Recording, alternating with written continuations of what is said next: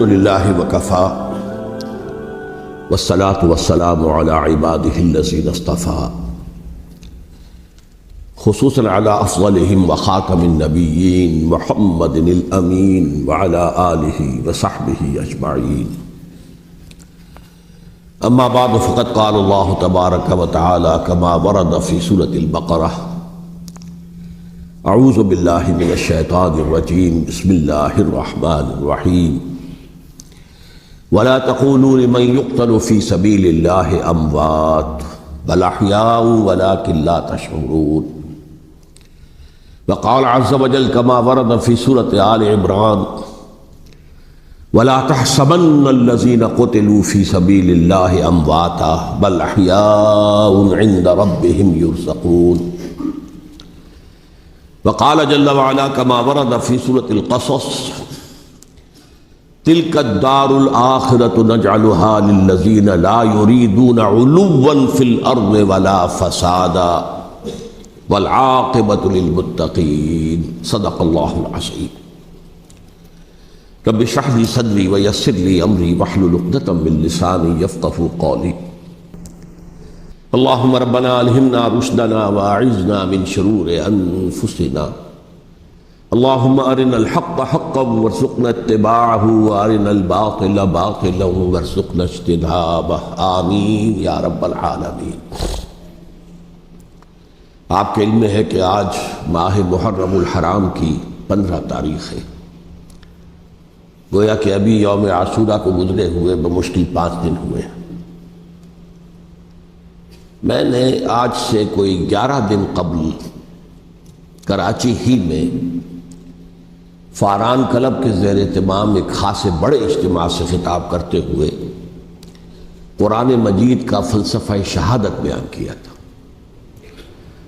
اگرچہ میرا مین مضمون تھا قرآن مجید کا فلسفہ شہادت، تاہم اس کے ساتھ ہی میں نے، چونکہ یہ عام طور پر بھی شہادتوں کا زمانہ شمار ہوتا ہے، ذی الحجہ میں حضرت عثمان رضی اللہ تعالیٰ عنہ شہید کیے گئے، یکم محرم الحرام کو حضرت عمر رضی اللہ تعالیٰ عنہ کی وفات ہوئی ہے، اگرچہ وہ زخمی ہو گئے تھے 28 ذی الحجہ کو. پھر یہ سانحہ کربلا پیش آیا ہے 10 محرم کو. تو یہ دن ہوتا ہے ایسا کہ جس میں انہی موضوعات پر تقاریر ہوتی ہیں. تو میں نے فلسفہ شہادت کے ساتھ ساتھ ایک زمینے کے طور پر خلفائے ثلاثہ کی شہادت اور سانحہ کربلا کا تاریخی پس منظر بھی بیان کیا، لیکن وہ میرا اصل موضوع نہیں تھا. اصل وقت صرف ہوا تھا قرآن کا فلسفہ شہادت.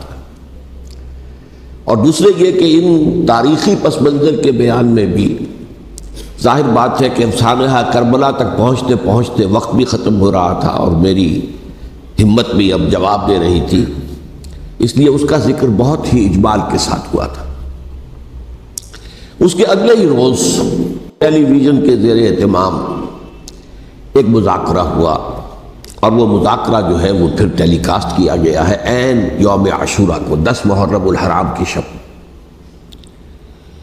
اس کے ضمن میں ایک تو وعدہ خلافی کی جو اس پروگرام کے کمپیئر ہے انیق احمد صاحب، انہوں نے، اور میں نے اسی وقت پروگرام کے خاتمے پر ان سے یہ شکایت کر دی تھی کہ انہوں نے مجھے جو عنوان بتایا تھا وہ تھا قرآن کا فلسفہ شہادت.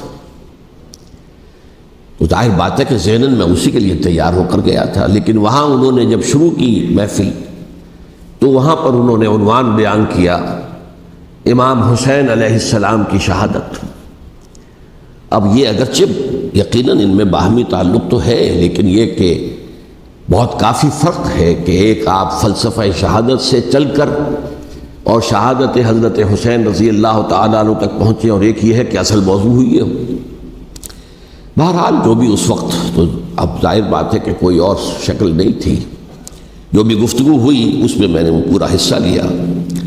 لیکن دوسری زیادتی انہوں نے یہ کی کہ اس میں سے میرے بیان کے بہت سے حصوں کو حذف کر دیا.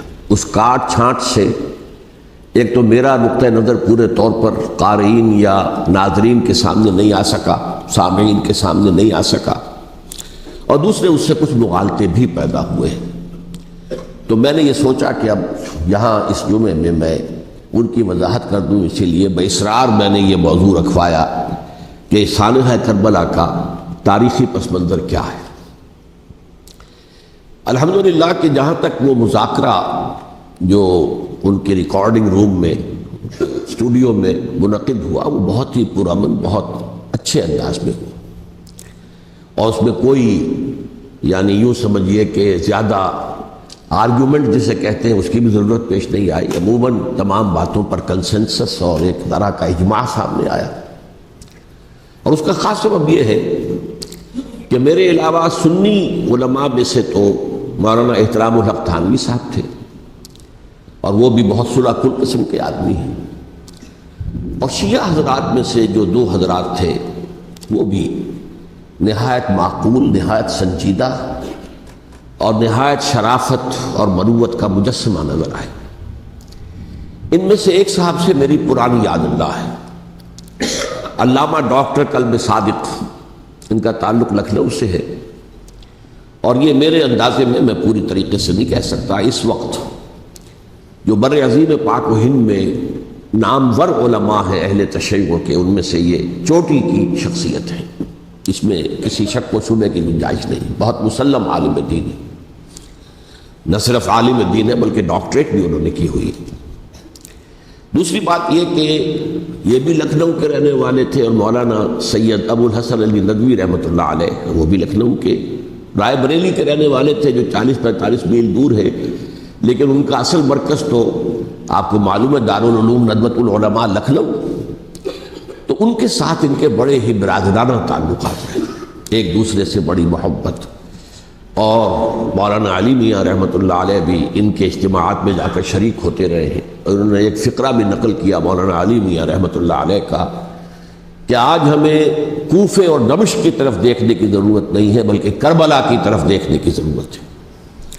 تو بہرحال مولانا علی میاں رحمۃ اللہ علیہ کو جو خاص تعلق تھا حضرت علی رضی اللہ تعالیٰ عنہ کی ذات کے ساتھ، اس پر تو ان کی ایک عظیم تصنیف جو ہے حضرت علی کی سیرت مطہرہ پر وہ خود دلالت کرتی ہے. تو علامہ ڈاکٹر کلب صادق جو ہیں وہ ایک تو اہل تشیع کے چوٹی کے علماء میں سے ہیں. مولانا علی میاں کے ساتھ ان کے برادرانہ تعلقات تھا. خود میرے ساتھ ان کا معاملہ یہ رہا. اس کی وجہ کیا ہے کہ یہ اتحاد بین المسلمین کے بہت بڑے داعی اور علم بردار ہیں. شیعہ سنی جو ہے منافرت اور مخاصمت کی بجائے چاہتے کہ مفاہمت ہو اور قرب ہو اور غلط فہمیوں کا ازالہ. اسی وجہ سے ان کی خصوصی نظر عنایت مجھ پر رہی ہے. مجھے یہ تو پوری طرح یاد نہیں کہ کراچی میں بھی ان سے ملاقات ہوئی تھی یا نہیں، لیکن ایک مرتبہ لاہور تشریف لائے تھے اور وہاں مجھ سے ملاقات ہوئی. پھر ایک مرتبہ میں نیو یارک میں تھا اور اتفاقاً ان کا بھی وہیں پر قیام تھا یا تشریف آوری ہو گئی تھی، تو وہاں بھی بڑی مفصل ملاقات کے لیے وہ تشریف لائے تھے. پھر میرا جو ایک کتابچہ کتاب کہہ لیں درمیانی شے ہے، شیعہ سنی مفاہمت کی ضرورت اور اہمیت، اس کے یہ باقاعدہ مبلغ رہے ہیں. اس کے بہت سے نسخے انہوں نے منگوا کر اپنے طور پر یہاں محرم الحرام کی جو ان کی مجالس ہوتی ہیں، اس مرتبہ بھی اسی کے لیے تشریف لائے ہوئے تھے، تو اس کے اندر انہوں نے اس کا تعارف کرایا، اس کی تعریف کی، اور اس کے بہت سے نسخے جو ہے وہ فروخت کروائے. تو یہ میں نے اصل میں آپ کے سامنے ایک پس منظر رکھ دیا ہے اس شخصیت کا کہ جو اس میں میجر ریپرزنٹیٹیو تھے اہل تشیع کی طرف سے. انہوں نے ایک نقطہ جو بیان کیا، واقعہ یہ ہے کہ میرا ذہن بھی ادھر منتقل نہیں ہوا تھا اس سے پہلے. انہوں نے فرمایا کہ یہ اللہ کے راستے میں شہید ہو جانے والے کو جو اللہ کے راستے میں قتل ہو جائیں، سورہ بقرہ میں تو فرمایا انہیں مردہ مت کہو، وَلَا تَقُولُوا لِمَن يُقْتَلُ فِي سَبِيلِ اللَّهِ أَمْوَاتٌ بَلْ أَحْيَاءٌ وَلَٰكِن لَّا تَشْعُرُونَ. وہ تو زندہ ہیں لیکن تمہیں ان کا شعور نہیں. لیکن سورہ آل عمران کے اندر جو آیت آئی ہے وَلَا تَحْسَبَنَّ الَّذِينَ قُتِلُوا فِي سَبِيلِ اللَّهِ أَمْوَاتًا بَلْ أَحْيَاءٌ عِندَ رَبِّهِمْ يُرْزَقُونَ. ہرگز مت سمجھنا ان کو جو اللہ کی راہ میں قتل ہو جائیں کہ وہ مردہ ہیں، وہ زندہ ہیں، اپنے رب کے پاس سے رزق پا رہے ہیں. تو انہوں نے کہا کہ اللہ تعالیٰ کی راہ میں قتل ہو جانے والوں کو مقتول کہنا ہی نہیں، سمجھنا بھی غلط ہے. دل سے بھی بات جو ہے وہ یہ نہیں ہونی چاہیے کہ وہ مردہ ہے، بلکہ وہ زندہ ہے، اس شد و مد کے ساتھ وَلَا تَحْسَبَنَّ، ہرگز نہ سمجھنا ان کو جو اللہ کی راہ میں قتل ہو جائیں کہ وہ مردہ ہے، وہ تو زندہ ہے، اپنے رب کے پاس سے رزق پا رہے ہیں۔ اس در میرا ذہن نہیں گیا تھا، میں اس کو تسلیم کر رہا ہوں۔ دوسرے جو شیعہ عالم دین تھے، مجھے ان کا پورا نام مستحضر نہیں ہے، نقوی صاحب، وہ بھی ڈاکٹر بھی ہیں اور عالم دین ہیں، وہ بھی تھے، اور وہ بھی بہت ہی یوں سمجھیے کہ یعنی دلیل کو تسلیم کرنے والے اور بہت ہی معقول انداز میں گفتگو کرنے والے تھے۔ بہرحال جب وہ مذاکرہ شروع ہوا تو سب سے پہلے ڈاکٹر کلب صادق صاحب کو دعوت دی گئی کہ وہ اظہار خیال کریں۔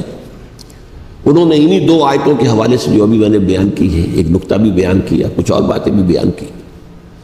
اس کے بعد جب میری باری آئی تو میں نے کہا کہ مجھ سے کچھ اور سوال کیا گیا تھا، لیکن میں نے کہا کہ میں پہلے بات وہیں سے شروع کرنا چاہتا ہوں۔ سوال یہ کیا گیا تھا ڈاکٹر کلب صادق سے کہ قرآن کا فلسفہ شہادت کیا ہے۔ تو میں نے کہا جو سوال آپ نے ان سے کیا تھا، میں اس کے جواب سے اپنی بات شروع کرنا چاہتا ہوں کہ میرے نزدیک قرآن مجید میں اللہ کی راہ میں قتل ہونے کے لیے لفظ شہادت آیا ہی نہیں۔ حدیث میں ضرور آیا ہے بصیغہ مجہول، فقد استشہدہ، اس کی شہادت قبول کر لی گئی یا اس کو شہید بنا لیا گیا، اور اس معنی میں صرف ایک جگہ پر امکان ہے پورے قرآن میں، سورہ آل عمران کی ایک آیت میں، وَيَتَّخِذَ مِنْكُمْ شُهَدَاءَ، کہ وہاں اس کے معنی لیے جا سکے مقتول فی سبیل اللہ کے، باقی کہیں بھی نہیں۔ یہ تو اصل میں کار رسالت کے لیے ایک اصطلاح ہے۔ ہر رسول شاہد بن کر آیا، شہید بن کر آیا، یہاں دنیا میں وہ اپنے عمل سے، اپنے قول سے، انفرادی اجتماعی سطح پر حق کی گواہی دیتا رہا، اور قیامت کے دن کھڑے ہو کر پروزیکیوشن وٹنس کی حیثیت سے اپنی قوم کے خلاف گواہی دے گا کہ اللہ میں نے ان کے سامنے تیرا پیغام پہنچا دیا تھا، اب جو کچھ انہوں نے کیا اس کے ذمہ دار یہ ہے۔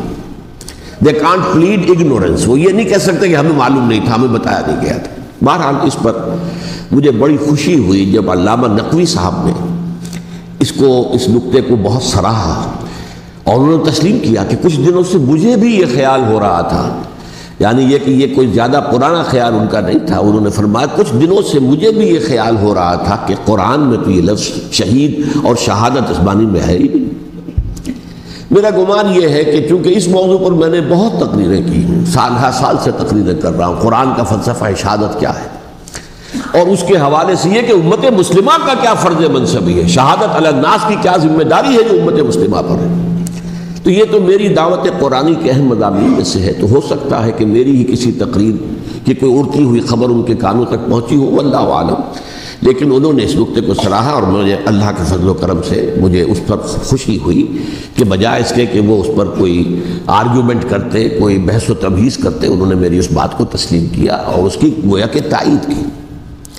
پھر میں نے عرض کیا کہ جہاں تک خلفائے ثلاثہ کی شہادت کا اور شہادت حسین یا سانحہ کربلا رضی اللہ تعالی عنہم اجمعین کا تعلق ہے، اصل میں اس کو نہیں سمجھ سکتے لوگ جب تک کہ ریولیوشن اور کاؤنٹر ریولیوشن کا فلسفہ سمجھ میں نہ آئے۔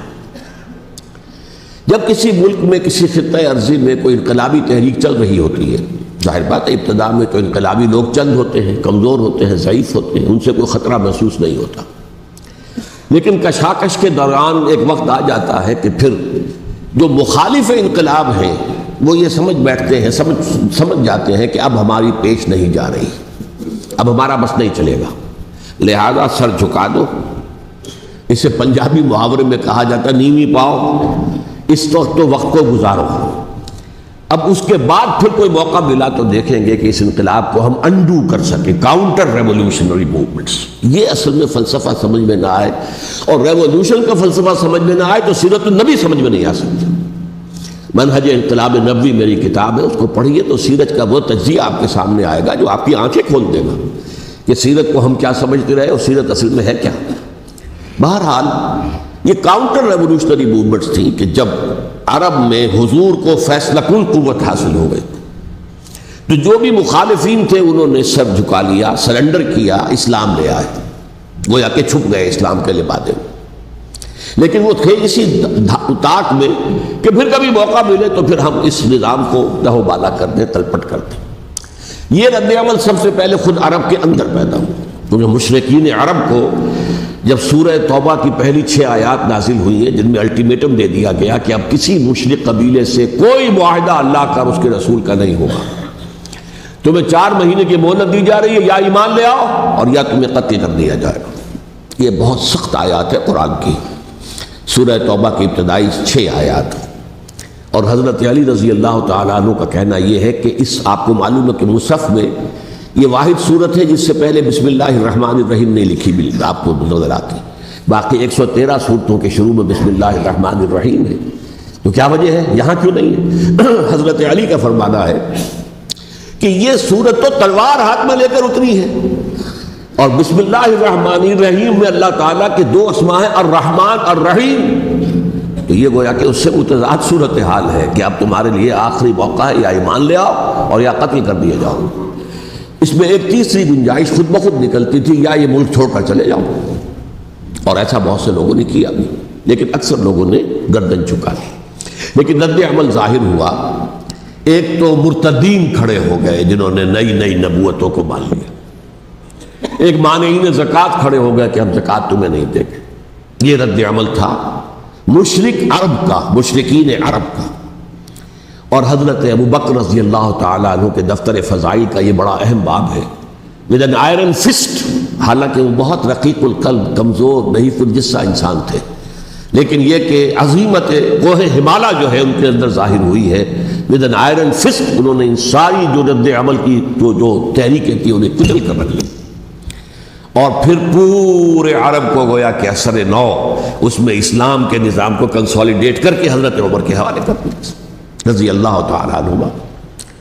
حضرت عمر کے زمانے میں جو جنگیں ہوئیں اس میں سلطنت روما جو ہے، جو اس وقت کی 2 سپر پاورز تھیں، سلطنت روما قیصر روم، ہیرقلیس ہرقل تھا اس وقت کا جو رومی جو قیصر روم تھا، حکمران تھا، شہنشاہ تھا، اور دوسری طرف ایرانی مملکت تھی، خسرو پرویز تھا۔ لیکن یہ کہ عیسائیت کے ساتھ اسلام کا اس طرح کا تصادم نہیں ہوا تھا حضور کے زمانے میں، بلکہ نجاشی رحمۃ اللہ علیہ نے تو مسلمانوں کو پناہ دی تھی۔ مقوقس پیٹریارک جو تھے اس کے الیگزینڈریا کے، انہوں نے حضور کے جو نامہ مبارک گیا تھا اس کا بہت اکرام کیا، تکریم کی، تحفے بھیجے حضور کی خدمت میں۔ ہرقل نے بھی کوشش کی تھی کسی طریقے سے، جیسے کوئی 250 برس پہلے یا 300 برس پہلے، 300 برس پہلے جیسے کانسٹنٹائن جو ایمپرر تھا روم کا، اس نے عیسائیت قبول کی تھی اور ساری سلطنت عیسائی ہو گئی تھی، لہذا اس کی سلطنت باقی رہی، اس کی حکومت باقی رہی۔ اسی طرح ہم سب مسلمان ہو جائیں، لیکن اس میں وہ ناکام ہو گیا۔ لیکن یہ کہ کوئی اس نے کنفرنٹیشن نہیں کی حضور سے۔ البتہ ایران کا معاملہ یہ تھا کہ اس کے پرخ چڑھ گئے، اس نے حضور کے نامہ مبارک کو چاک کیا تھا، حضور نے فرمایا جب اطلاع ملی کہ اس نے اپنی سلطنت کو چاک کر دیا ہے، اس کے ٹکڑے کر دیے۔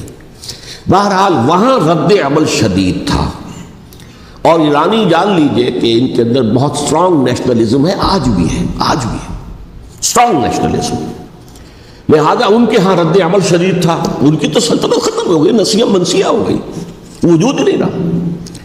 لہذا وہاں سے جو کاؤنٹر ریولوشن شروع ہوا ہے وہ پھر ہرمزان جو ایک بہت بڑا جرنیل تھا، اس نے بڑی عیاری کے ساتھ اپنی جان بچائی تھی۔ یہ بڑا دلچسپ واقعہ ہے کہ وہ یعنی کنڈمڈ تھا اسلامی حکومت کی طرف سے، خلافت کی طرف سے، کہ وہ جہاں بھی پایا جائے اس کو قتل کرنا ہے۔ حضرت عمر کی عدالت میں لا کے پیش کیا گیا، حضرت عمر نے کہا یہ واجب القتل ہے، قتل کر دو۔ اس نے کہا اچھا مجھے ذرا پانی پلا دیجیے۔ حضرت عمر نے فرمایا ٹھیک ہے بھائی، پانی لاؤ، پانی دے دو۔ پانی کا کٹورا کرنے میں مجھے پہلے ضمانت دیجیے کہ جب تک میں یہ پانی نہ پی لوں مجھے قتل نہیں کیا جائے گا۔ ہاں ہمارا وعدہ۔ اس نے وہ کٹورا پھینک دیا پانی کا، کرو مجھے قتل کیسے کرو گے، میں نے وہ پانی تو نہیں پیا۔ اس سے اپنے آپ کو بچایا اس نے۔ بہرحال آپ اختلاف کر سکتے ہیں کہ حضرت عمر کو اس عذر کو قبول نہیں کرنا چاہیے تھا، لیکن بہرحال ان کی اپنی مروت اور شرافت تھی کہ اپنے وعدے کا پاس کیا۔ اس کی سازش سے ابو لولو فیروز اس نے حضرت عمر کو شہید کیا۔ یہ گویا کہ دوسری کاؤنٹر ریولوشنری موومنٹ تھی۔ انہوں نے یہ سمجھا تھا کہ یہ ساری چکی جو چل رہی ہے، جیسے چکی کی ایک کلی ہوتی ہے، وہ کلی جگہ سے ہٹ جائے تو چکی کیسے چلے گی؟ یہی بات حضرت علی نے فرمائی تھی حضرت عمر سے رضی اللہ تعالی عنہما جب شام کے محاذ پر کچھ پسپائی سی ہو رہی تھی تو حضرت عمر نے ارادہ کیا میں خود جاؤں گا محاذ پر اور کمانڈ کروں گا۔ حضرت علی رضی اللہ تعالیٰ عنہ نے فرمایا کہ نہیں امیر المومنین آپ مت جائیں، چکی اسی وقت تک چلتی ہے جب تک کہ کلی گڑی ہوئی، آپ کلی ہیں اس وقت اس نظام کی جس کے گرد یہ اسلام کی چکی گھوم رہی، آپ مت جائیں۔ لہذا حضرت عمر نے ان کی بات مانی، اس قدر صائب مشورہ تھا جو دیا تھا۔ بہرحال انہوں نے یہ سمجھا تھا کہ عمر ہی کے بل پر چل رہا ہے یہ سب کچھ، لہذا عمر کو بیچ سے ہٹا دینے سب بیٹھ جائے گا۔ لیکن ظاہر بات ہے کہ محمد الرسول اللہ کی بنائی ہوئی عمارت صلی اللہ علیہ وسلم اتنی کمزور نہیں تھی۔ اس کے بعد حضرت عمر کے انتقال کے بعد حضرت عثمان کا انتخاب ہوا، اور حضرت عثمان کے بھی 10 سال پہلے جو ہے وہ بالکل حضرت عمر کی جو دور خلافت ہے اس کے بالکل مشابہ ہے، مماثل۔ ہمارے ذہنوں میں یہ تصور بٹھا دیا گیا ہے کہ سارے 12 سال شاید فتنہ ہی فتنہ رہا، فساد ہی فساد رہا، دنگا رہا، لڑائی رہی۔ نہیں، 10 سال پورا امن، اور جس طریقے سے فتوحات کا سیلاب حضرت عمر کے زمانے میں جا رہا تھا اسی طریقے سے حضرت عثمان کے 10 سالوں کے دوران گیا۔ آخری 2 سالوں میں ایک فتنہ اٹھا ہے، یہ فتنہ کیا ہے اس کو سمجھ لیجیے۔ مذاہب کی ہے جو 3 سے کنفرنٹیشن ہوئی تھی، ایک تو یہ کہ مملکتوں میں سے مملکت ہرقل، مملکت روم، مملکت ایران، رومی سلطنت کی 2 ٹانگیں مسلمانوں نے توڑ دی، شمالی افریقہ سے نکال دیا، مغربی ایشیا سے نکال دیا، لیکن یورپ میں وہ قائم تھا، اس کی سلطنت تھی، لیکن ایرانی سلطنت کا بالکل کیا پاچا ہو گیا، ختم ہو گیا۔ اسی طریقے سے 3 مذاہب سے کنفرنٹیشن ہوئی، مشرکین عرب سے، اس کا میں بیان کر چکا ہوں، ان کا پہلا وار حضرت ابوبکر کے عہد خلافت میں ہو گیا۔ دوسرے جو عیسائیوں کا معاملہ تھا ان سے بھی کوئی تصادم نہیں ہوا حضور کے حیات طیبہ کے دوران، لیکن جو یہودیت بطور مذہب، اس کو ظاہر بات ہے کہ اسلام نے اس کو ختم کیا تھا کم سے کم جزیرہ نما عرب سے۔ مدینے میں 3 قبیلے تھے جو اپنی غداری کی وجہ سے اور اپنی صلح کو توڑنے کے جرم کی پاداش میں 2 نکالے گئے، اور تیسرا جو ہے اس کے تمام جو بھی جوان افراد تھے انہیں قتل کیا گیا۔ پھر خیبر پر حملہ کیا گیا اور خیبر کو جو ہے فتح کیا گیا، وہ یہودیوں کا بہت بڑا گڑھ تھا، اور جو مدینے سے نکالے گئے تھے وہ بھی وہیں جا کر مقیم ہو گئے تھے۔ تو اس اعتبار سے، اور پھر یہودی اپنے آپ کو سمجھتے تھے اللہ کی طرف سے دنیا میں جو نمائندہ جو ہے امت وہ ہم ہیں، اب انہیں معزول کر کے امت محمد کو وہاں پر کھڑا کر دیا گیا صلی اللہ علیہ وسلم۔ لہذا وہ بہت زیادہ جو سمجھیے ایگریوڈ، سب سے زیادہ جن کو گزند پہنچا ہے حضور کے دست مبارک سے، وہ یہودی تھے۔ لہذا ان کا جو رد عمل آیا ہے وہ ہے جس کے نتیجے میں حضرت عثمان شہید ہوئے، حضرت علی شہید ہوئے، حضرت حسین شہید۔ اب اس چیز کو اچھی طرح سمجھیے، یہ جو رد عمل ہے یہ ایک شخص کے ذریعے سے آیا، اور اسی لیے بعض لوگ یہ سمجھتے ہیں کہ یہ خامخواہ کی کہانی ہے، کیا ایک آدمی اتنا بڑا کام کر سکتا؟ عبداللہ ابن سبا ایک یہودی جو اسلام کا لبادہ اوڑھ کر حضرت عثمان کے عہد خلافت میں مدینے میں آ گیا، ٹھیک، اس کے بارے میں تو میں بعد میں عرض کروں گا، لیکن ایک شخص کیا کچھ کر سکتا ہے اس کی مثال بس آپ دے دوں آپ کو۔ پہلے حضرت مسیح علیہ السلام کے پورے دین کو ایک شخص نے ختم کر دیا، سینٹ پال جسے دنیا جانتی ہے جس کے نام سے، توحید کو تثلیث میں بدل دیا۔ حضرت عیسیٰ علیہ السلام تو توحید کی تلقین کر کے گئے تھے، توحید ختم، تثلیث آ گئی، جس میں پہلے باپ ماں اور بیٹا تھے، اس کے بعد باپ بیٹا اور روح القدس ہو گئے، تثلیث۔ نمبر 2، شریعت موسوی کو ساقط کر دیا، لہذا اب پالزم جو ہے، کرسچینٹی نہیں رہی، وہ حضرت عیسیٰ کو کہہ کر گئے تھے کہ شریعت موسوی تم پر لاگو رہے گی، نافذ رہے گی، ساقط کر دیا۔ نمبر 3، اس نے عیسائیت کے دائرہ تبلیغ کو وسیع کر دیا، جنٹائلز یا گوئمز کے اندر بھی، غیر یہودیوں میں، حالانکہ حضرت مسیح کہہ کر گئے تھے کہ تمہیں صرف یہودیوں سے خطاب کرنا ہے، اور میں صرف اسرائیل کے گھرانے کی کھوئی ہوئی بھیڑوں کی تلاش میں آیا۔ اب آپ دیکھیے حضرت مسیح کے فوراً بعد اور حضرت مسیح کی زندگی کے دوران جب تک کہ وہ موجود تھے، وہ بدترین دشمن تھا حضرت مسیح علیہ السلام کا۔ بعد میں لبادہ اوڑھا، اور یہ کہ مجھے مکاشفہ ہوا ہے، مکاشفے میں مسیح سے میری ملاقات ہوئی ہے، میں ان پر ایمان لے آیا ہوں، اور پھر اس نے اپنے زہد اور دینداری کا جو بھی فراڈ تھا اس کے نتیجے میں اپنی حیثیت بنا لی، دین مسیحی کو بالکل ختم کر دیا۔ آج کہاں ہے وہ دین مسیح؟ دی 100 کے مصنف نے بھی صاف لکھا ہے کہ جب تک حضرت مسیح دنیا کے اندر موجود تھے عیسائیت کی حیثیت یہودیت نے ایک فرقے سے زیادہ نہیں تھی، یہودیوں کا ایک فرقہ، ایک جماعت بس۔ یہ سینٹ پال ہے جس نے اسے ایک مستقل مذہب کی حیثیت اختیار کی ہے، so it should be called Paulism، اور یہ ایک آدمی کا کارنامہ۔ اسی طریقے سے یہ تو ہو گیا حضرت مسیح کے فوراً بعد، رفع سماوی کے فوراً بعد۔ 1500 برس کے بعد ایک تحریک چلی ہے یورپ کے اندر، اصلاح مذہب، اور اس کی پشت پر بھی یہودی ذہن تھا۔ یہودی ذہن نے عیسائیت کو 2 حصوں میں تقسیم کر دیا، کیتھولک اینڈ پروٹیسٹنٹس، اور پروٹیسٹنٹس کو اپنا اعلی کار بنایا۔ یہ ایک علیحدہ مضمون ہے جس پر میں تفصیل میں نہیں جانا چاہتا، میری کتاب بھی موجود ہے اس موضوع پر، سابقہ اور موجودہ مسلمان امتوں کا ماضی، حال اور مستقبل، اس میں میں نے تفصیل بیان کی۔ یہ جو تقسیم ہوا ہے تو وہ پہلی بات ایک یہودی، جیسے کہ علامہ اقبال نے، مارکس بھی تو ایک یہودی تھا نا، تو ابلیس کی مجلس شورا میں بڑا پیارا شعر ہے، وہ یہودی فتنہ گر، وہ روح مصدق کا بروز، ہر قبا ہونے کو ہے اس کے جنون سے چاک چاک۔ یہ ایک یہودی فتنہ گر مارکس نے وہ تصور دنیا کو دیا جس نے عظیم انقلاب برپا کیا روس کے اندر، بولشوک ریولوشن، اور جو پھر آدھی دنیا تک پھیل گیا۔ آج سے 50 سال پہلے امریکہ کانپتا تھا، روس کے سامنے کھڑا ہوا کانپ رہا تھا، اس لیے کہ روس سائنٹیفک ترقی میں امریکہ سے بہت آگے تھا، اس کے ایسٹروناٹس پہلے گئے ہیں خلا کے اندر، امریکہ تو بہت پیچھے تھا۔ بہرحال اس نے جس طریقے سے USSR کا خاتمہ کرایا ہے وہ ایک علیحدہ بات ہے، میں اس وقت اس طرف نہیں جانا چاہتا، لیکن جان لیجئے کہ وہ ایک شخص کا کارنامہ، وہ یہودی فتنہ گر، وہ روح مصدق کا بروز، ہر قبا ہونے کو ہے اس کے جنون سے تار تار۔ اسی طرح وہ عبداللہ ابن سبا، یہودی فتنہ گر۔ آج اہل تشیع میں سے بعض حضرات کہتے ہیں کہ یہ عبداللہ ابن سبا یہ تو افسانوی شخصیت ہے، اس کی حقیقت کوئی تھی ہی نہیں، حالانکہ ان کی اپنی کتاب میں رجال کشی کے اندر اس کا ذکر موجود ہے، اور یہ بھی موجود ہے کہ حضرت علی رضی اللہ تعالیٰ عنہ نے اپنے عہد خلافت میں اسے زندہ جلوایا ہے۔ اس کی وجہ کیا تھی؟ یہ آیا مدینے کے اندر اسلام کا لبادہ اوڑھ کر، اس نے چند عقیدوں کی اشاعت شروع کی۔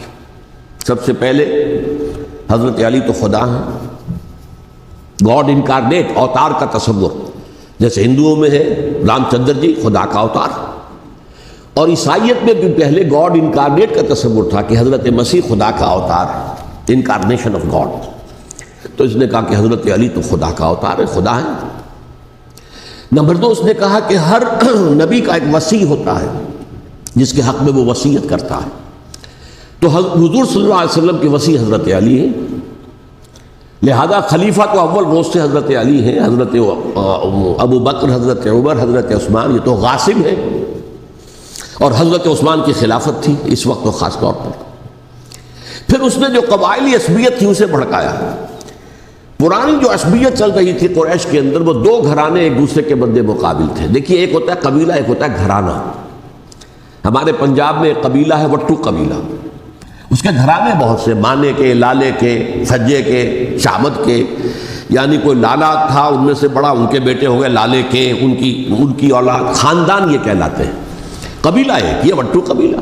تو قبیلہ تھا قریش، اس میں گھرانے بہت تھے، بنو ہاشم، بنو امیہ، بنو تیم، بنو عدی، یہ بہت سے گھرانے تھے۔ تو چوٹی کے 2 گھرانے جو تھے وہ بنو ہاشم اور بنو امیہ، ان کے درمیان چپلش تھی، مقابلہ، مسابقت، اور یہ مسابقت فی الخیر بھی ہوتی تھی۔ اگر انہوں نے غریبوں کو کھانے کھلائے ہیں تو ہم ان سے بڑھ کر کھلائیں گے، اگر وہ حاجیوں کی خدمت کرتے ہیں تو ہم ان سے بڑھ کر کریں گے۔ تو ان کے اندر یہ مسابقت فی الخیر بھی تھی، لیکن چپلش تھی کہ کوئی ہم سے آگے نہ نکل جائے، وہ سمجھتا تھا وہ آگے نہ نکل جائے۔ اس شخص نے اس پرانی عصبیت کو تازہ کیا کہ حضور تو بنو ہاشم میں سے تھے، لہذا خلافت حق ہے بنو ہاشم کا، یہ غاصب ہیں۔ اس سے پہلے 2 خلفاء جو تھے وہ نہ بنو ہاشم سے تھے نہ بنو امیہ سے تھے۔ حضرت ابو بکر بنو تیم میں سے تھے، چھوٹا قبیلہ تھا۔ حضرت عمر بنی عدی میں سے تھے، وہ بھی چھوٹا قبیلہ تھا۔ یہ حضرت عثمان پہلے خلیفہ جو بنو امیہ میں سے تھے، جن کی پرانی چپکلش بنو ہاشم سے تھی۔ اب اس کو موقع مل گیا کہ پرانی قبائلی عصبیت کو بھڑکائے۔ یہ ہے اصل میں اس فتنے کا پس منظر عبداللہ ابن سبا نے جو آ کر پھیلایا ہے، اور اس کی تفصیل میں اس وقت میں نہیں جا سکتا، کیسے یہ فتنہ پروان چڑھا، کیا انہوں نے اسٹریٹجی اختیار کی، کہ یہ کیا کرتے تھے، گروہ بنا کر بھیجتے تھے لوگوں کو، کوفے میں جاؤ تو وہاں پر دمشق کے گورنر کے خلاف اور مصر کے گورنر کے خلاف الزامات لگاؤ، اس نے یہ کیا، وہ غبن کر گیا، وہ یہ کر گیا، وہ خیانت کر رہا ہے، وہ رشتہ داروں کو پال رہا ہے، اور عثمان کے خلاف بھی تقریریں کرو رضی اللہ تعالیٰ عنہ۔ دمشق میں جاؤ تو کوفے کے گورنر کے خلاف، کیونکہ دمشق کے گورنر کے خلاف بات کرو گے تو لوگوں کو معلوم ہوگا کہ یہ جھوٹ بول رہے ہیں، لیکن یہ کہ وہاں تو تم بات کرو کوفے کے گورنر کے خلاف اور مصر کے گورنر کے خلاف اور حضرت عثمان کے خلاف۔ مصر میں جاؤ تو بات کرو کوفے کے اور شام کے گورنر کے خلاف اور حضرت عثمان کے خلاف۔ یہ انہوں نے ایسا اٹھایا، اور اس زمانے میں آپ کو معلوم ہے ذرائع رسل و رسائل تھے نہیں، نہ اس فتنے کی پتہ چل سکا جب تک کہ وہ فتنہ جو ہے پوری طرح برگ و بار لا کر تراور درخت نہیں بن گیا۔ اس کے نتیجے میں حضرت عثمان رضی اللہ تعالیٰ عنہ شہید ہوئے، اور خلیفہ پھر حضرت علی رضی اللہ تعالیٰ عنہ کو انہی سوائیوں نے، جنہوں نے گھیراؤ کیا تھا، جنہوں نے حضرت عثمان کو شہید کیا ہے، یہی حضرت علی رضی اللہ تعالیٰ عنہ کے ارد گرد ہو گئے۔ اور حضرت علی رضی اللہ تعالیٰ عنہ بھی نہیں چاہتے تھے خلافت کی بیعت لینا، لیکن آخر کیا کرتے؟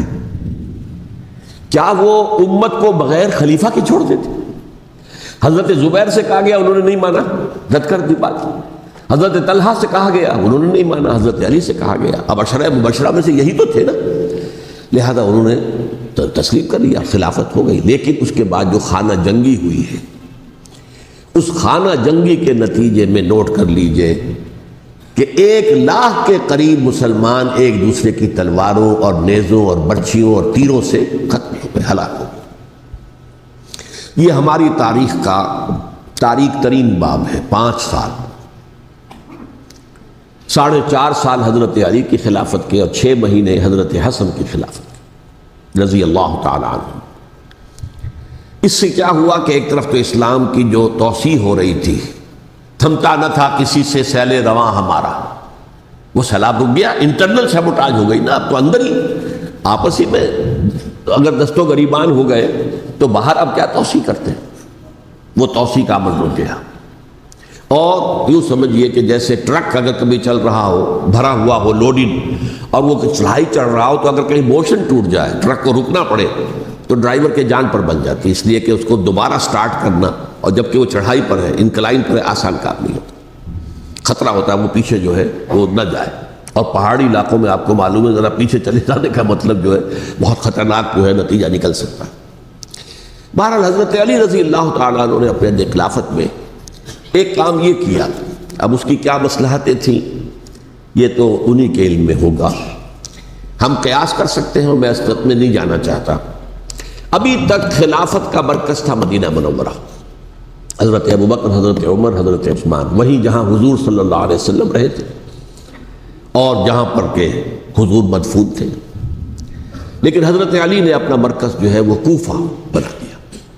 اچھا، اس کی ایک ظاہری وجہ یہ سمجھ میں آتی ہے کہ اسلام کا جو پھیلاؤ ہو گیا تھا، وہ سلطنت اتنی وسیع ہو گئی تھی کہ مدینہ منورہ بہت جنوب میں اور بڑے صحرا کو عبور کر کے جانا ہوتا تھا۔ کوفہ جبکہ ایسی مقام پر تھا کہ جہاں سے مشرقی راستہ جا رہا ہے ایران کو، عراق کے اندر تو ہے وہ شہر کوفہ، اور پھر ایران اور خراسان اور ہندوستان کو راستہ جا رہا ہے، وہیں سے شمال کی طرف جا رہا ہے، شام کی طرف اور ترکی کی طرف، اور وہاں سے پھر یہ کہ مغربی افریقہ کو بھی کنٹرول کرنا، جو شمالی افریقہ کو وہ بھی آسان تھا۔ بہرحال حضرت علی نے کوفہ کو اپنا مرکز بنایا، اور نتیجہ یہ ہوا کہ سبائیوں کا بھی مرکز وہی بن گیا، چونکہ انہوں نے اپنے آپ کو گردا گرد رکھا حضرت علی کے رضی اللہ تعالیٰ۔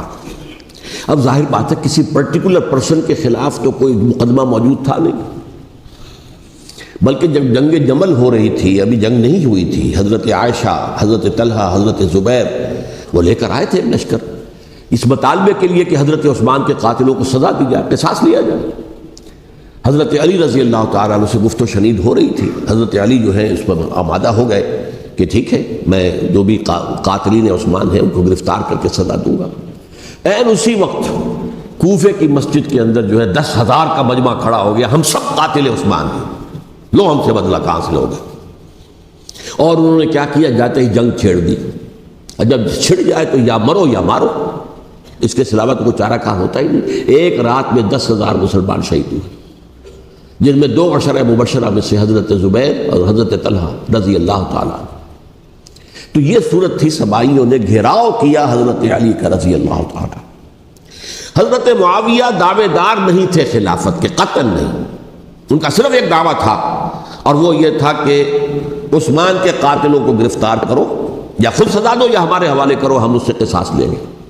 اس لیے کہ قبیلہ بنو امیہ کا تھا اور حضرت امیر معاویہ بنو امیہ میں سے, تو ایک خاندانی طور پر جو ہے ہم قصاص لیں گے ان سے جنہوں نے قتل کیا ہے حضرت عثمان کو. لیکن یہاں ظاہر بات ہے کہ حضرت علی رضی اللہ تعالیٰ عنہ کی طرف سے مطالبہ یہ ہوتا تھا, تم پہلے میری بیعت کرو, میرے ہاتھ مضبوط کرو تاکہ میں ان کے خلاف کوئی اقدام کر سکوں. لیکن انہیں یہ اندازہ تھا کہ اگر میں نے بیعت کی تو ظاہر بات ہے کہ حضرت علی تک پہنچنے سے پہلے مجھے گردن اڑا دیں گے یہ لوگ, اس لیے کہ سبائی جو ہے وہ آپ کو گھیرے ہوئے. بہرحال ایک عجیب الجھاؤ, ایک ڈائلیما تھا جس کی وجہ سے یہ جنگ چلتی رہی. اور حضرت علی رضی اللہ تعالیٰ عنہ کو انہی کے شیعان علی ہی کے اندر سے وہ جماعت علیحدہ ہوئی تھی جس کو ہم خوارج کے نام سے جانتے ہیں, اور ایک خارجی ملجم ابن ملجم ہی نے حضرت علی کو شہید کیا رضی اللہ تعالیٰ عنہ. پھر حضرت حسن رضی اللہ تعالیٰ عنہ, اب دیکھیے کس قدر صحیح بات تھی جو حضرت علی رضی اللہ تعالیٰ عنہ نے فرمائی جب ان سے کہا گیا کہ کیا ہم آپ کے بیٹے حسن کے ہاتھ پر بیعت کر لیں رضی اللہ تعالیٰ عنہ. فرمایا نہ میں تمہیں اس کا حکم دیتا ہوں نہ میں اس سے روکتا ہوں, یہ تمہارا معاملہ ہے. امرہم شورا بینہم, تم اپنے باہمی مشورے سے جو فیصلہ کرو گے ٹھیک ہے, میں نہ حکم دیتا ہوں نہ روکتا ہوں. اس کا کیا مطلب ہے؟ باپ کے بعد بیٹے کی خلافت ہرگز حرام نہیں ہے, ورنہ کہتے کیسے ہو سکتا ہے میرا بیٹا, نہیں یہ نہیں کہا. حضرت عمر سے بھی کہا گیا تھا کہ اپنے بیٹے کو نامزد کر دیں عبداللہ ابن عمر کو, تو انہوں نے جواب میں کیا کہا, اسے تو طلاق دینی بھی نہیں آتی. انہوں نے اپنی کسی زوجہ کو طلاق دی تھی اور اس میں جو صحیح ترین طریقہ ہے وہ اختیار نہیں کیا تھا, تو انہیں طلاق دینے تک نہیں آتی تو میں اسے خلیفہ بنا دوں. یہ نہیں کہا تھا کہ باپ کے بعد بیٹا خلیفہ نہیں ہو سکتا, یہ تو نہیں تھا, کہیں حرام نہیں ہے, نہ کتاب و سنت میں, نہ کوئی حدیث ہے, نہ کہیں قرآن مجید میں. تو حضرت علی نے بھی فرمایا رضی اللہ تعالیٰ, نہ میں روکتا ہوں نہ حکم دیتا ہوں, یہ تمہارا اپنا معاملہ ہے. بہرحال حضرت حسن رضی اللہ تعالیٰ عنہ نے حضرت امیر معاویہ سے صلح کر لی, خلافت ان کے سپرد کر دی.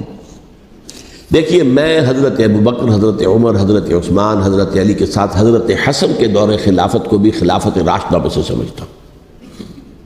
اور تبھی 30 سال پورے ہوتے ہیں اس حدیث کے مطابق کہ حضور نے فرمایا خلافت 30 برس رہے گی پھر ملوکیت آ جائے گی. تو حضرت حسن کا بہت بڑا کارنامہ یہ ہے کہ اس خانہ جنگی کا دروازہ بند کر دیا, اور یہ پیشن گوئی تھی حضور کی صلی اللہ علیہ وسلم. حضرت حسن کو جب بچے تھے حضور کے انتقال سے پہلے, میرا یہ بیٹا مسلمانوں کے 2 گروہوں میں صلح کرائے گا, یہ حضور کی پیشن گوئی تھی.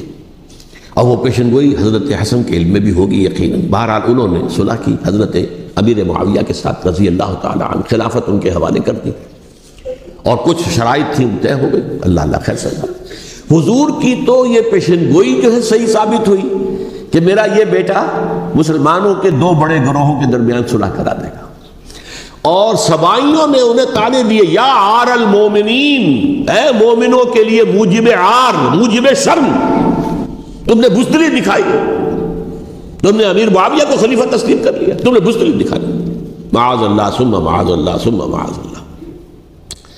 اب میں کچھ باتیں حضرت امیر معاویہ کے بارے میں کہنا چاہتا ہوں, اس لیے کہ وہاں اس میں نے حضرت معاویہ کے بارے میں یہ تو بہت شدت کے ساتھ کہا تھا, اور میں اب بھی اس پر قائم ہوں اور پوری طریقے سے قائم ہوں. میرا مستقل موقف یہی ہے کہ حضرت معاویہ رضی اللہ تعالیٰ عنہ کے دور خلافت کو ہم خلافت راشدہ میں شامل نہیں سمجھتے, اہل سنت میں سے کوئی بھی نہیں سمجھتا. لیکن اس کے ساتھ میں نے حضرت امیر معاویہ کے کچھ مناقب بھی بیان کیے تھے تاکہ پلڑا جو ہے ترازو کا اس کے دونوں پلڑے سامنے آ جائیں. لیکن یہ کہ وہ حصہ میرے اس بیان کا نکال دیا گیا, ختم کر دیا گیا. یہ میں نہیں جانتا کہ اس میں کیا مصلحت دیکھی گئی ہے. اس میں تو کسی کے لیے کوئی معاملہ ایسا نہیں تھا کسی کے جذبات کو جو ہے وہ ٹھیس پہنچانے والا. کیونکہ میں نے کہا وہ خلیفہ راشد نہیں تھے, صاف میں نے کہا. بلکہ وہ دور ملوکیت کا آغاز ان سے ہو گیا ہے۔ بلکہ جب ایک صاحب نے یہ کہا کہ کربلا کے بعد سے دور ملوکیت آ رہی تھی، تو میں نے کہا نہیں جناب، دور ملوکیت تو 20 سال پہلے پوری ہو چکی تھی، شروع ہو چکی تھی۔ حضرت امیر معاویہ کے بھی 20 سال جو ہے وہ دور ملوکیت میں شمار ہے۔ انہیں کسری العرب بھی کہا گیا، عرب کے کسریٰ، جو شہنشاہ ایران کا خطاب تھا، حضرت معاویہ رضی اللہ تعالیٰ عنہ کو کسری العرب کہا گیا، عرب کا کسریٰ یہ۔ لیکن دوسری طرف یہ ہے کہ وہ صحابی رسول ہیں رضی اللہ تعالیٰ، حضور کے برادر نسبتی بھی ہیں، حضور کے سالے ہیں۔ ان کی ہمشیرہ ام حبیبہ حضور کی زوجہ محترمہ ہیں، ام المومنین ہیں ام حبیبہ رضی اللہ تعالیٰ عنہ۔ پھر کس قدر معتمد علیہ تھے حضور کے کہ کاتبان وحی میں شامل تھے، وحی کی کتابت کرنے والے چند لوگ تھے جنہیں کہ حضور کہتے تھے کہ اب یہ آیت لکھ لو، ان میں سے ایک امیر معاویہ بھی رضی اللہ تعالیٰ۔ تو بڑے توازن کی ضرورت ہے۔ دیکھیے صحابہ کرام کا جہاں تک تعلق ہے، اہل سنت کا موقف یہ ہے کہ صحابہ کلہم عدول، صحابہ سب کے سب نیک نیت ہیں، اور ان کی روایت جو ہے قبول کی جائے گی، رد نہیں کی جائے گی، ان پر کوئی جرح و تعدیل نہیں ہوگی، اس لیے کہ ان کا تزکیہ محمد رسول اللہ صلی اللہ علیہ وسلم نے کیا تھا۔ لہٰذا یہ تو ہو سکتا ہے کہ کسی صحابی سے کوئی خطا ہو جائے، لیکن وہ خطا اجتہادی ہوگی، نیت کی خطا نہیں ہوگی، نیت کی غلطی نہیں ہوگی۔ اگر کسی صحابی کی نیت پر حملہ کیا جائے تو یہ اصل میں طعن ہے، حملہ ہے حضور پر کہ وہ تربیت دے نہیں سکے اپنے ساتھیوں کو، معاذ اللہ ثم معاذ اللہ ثم معاذ اللہ، وہ تزکیہ کر ہی نہیں سکے۔ 3 جگہ جو قرآن میں آیا ہے یتلو علیہم آیاتہ ویزکیہم، تو کیا تزکیہ کیا؟ اگر ان کے قریب ترین ساتھی جو تھے، اگر ان کے اندر بھی بدنیتی تھی اور دنیا کی طلب تھی اور دنیا کے اندر اقتدار حاصل کرنے کا جذبہ تھا، تو پھر کیا تزکیہ کیا؟ معاذ اللہ ثم معاذ اللہ۔ لہذا صحابہ سب کے سب عدول ہیں، اور ان سے اختلاف ممکن ہے، لیکن ان کی نیت پر حملہ نہیں ہو سکتا۔ تو حضرت امیر معاویہ کی شخصیت ایک چیز ہے، آپ کا دور خلافت دوسری چیز ہے۔ شخصیت کے اعتبار سے صحابی رسول ہیں، برادر نسبتی ہیں حضور کے صلی اللہ علیہ وسلم، اور پھر یہ کہ اس قدر معتمد علیہ ہے صحابہ میں سے کہ وہ کاتبان وحی، یہ عام آدمی کے کرنے کا کام نہیں تھا جو وحی کی کتابت کرے، اللہ کے کلام کی۔ البتہ یہ ہے کہ جیسا کہ میں نے عرض کیا، ان کا دور خلافت راشدہ نہیں ہے، وہ ملوکیت کا دور ہے۔ یہ میں نے جیسا کہ عرض کیا، میں نے ایک صاحب نے جب یہ کہا کہ ملوکیت شروع ہو رہی تھی، میں نے کہا شروع نہیں ہو رہی تھی، ملوکیت تو 20 سال پہلے شروع ہو چکی تھی۔ اسی طریقے سے ایک صاحب نے کہا تھا کہ اسلام کو قائم کرنے کے لیے حضرت حسین میدان میں آئے، میں نے کہا یہ بھی غلط ہے، اسلام تو 60 سال پہلے قائم ہو چکا تھا، نبی اکرم صلی اللہ علیہ وسلم کے دست مبارک سے اسلام قائم ہو گیا، جاء الحق وزهق الباطل ان الباطل کان زهوقا، پھر 30 برس تک وہ کامل شکل کے اندر قائم رہا۔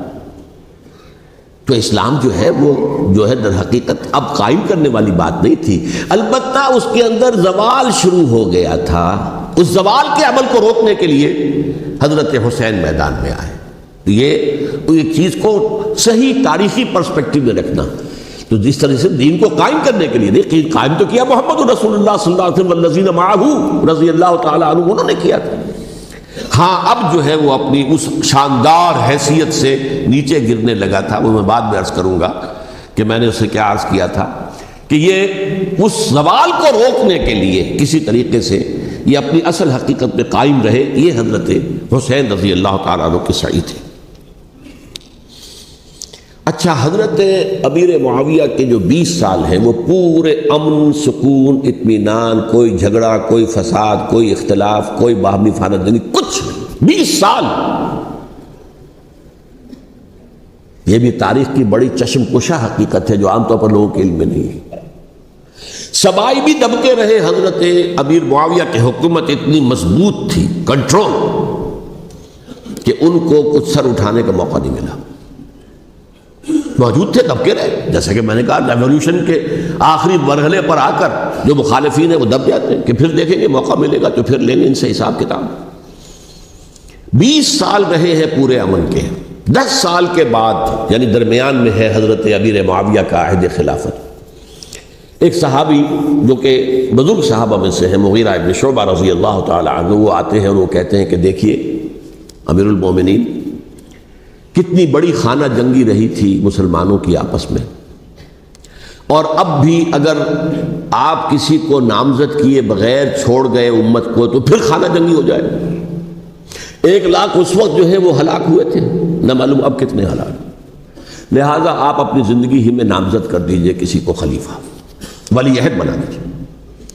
حضرت امیر معاویہ نے ابتداءً جو ہے انکار کیا نہیں، لیکن ان کے دلائل ایسے تھے وزنی، اور میں سمجھتا ہوں کہ وہ بات صحیح تھی جو مغیرہ ابن شعبہ نے کہی، اس لیے کہ اب صحابہ کرام میں سے جو کبار صحابہ تھے وہ تو سب دنیا سے رخصت ہو چکے تھے. اب تو یا صغار صحابہ رہ گئے تھے جو حضور کے زمانے میں بچے تھے، حضرت حسن، حضرت حسین، عبداللہ ابن زبیر، یہ بچے ہی تھے نا، یا تو وہ تھے، اور یا بالکل نو مسلم تھے. اور نو مسلموں میں بڑی تعداد وہ تھی جو ایرانیوں کی تھی، شامیوں کی تھی، ادھر کی تھی، ادھر کی تھی.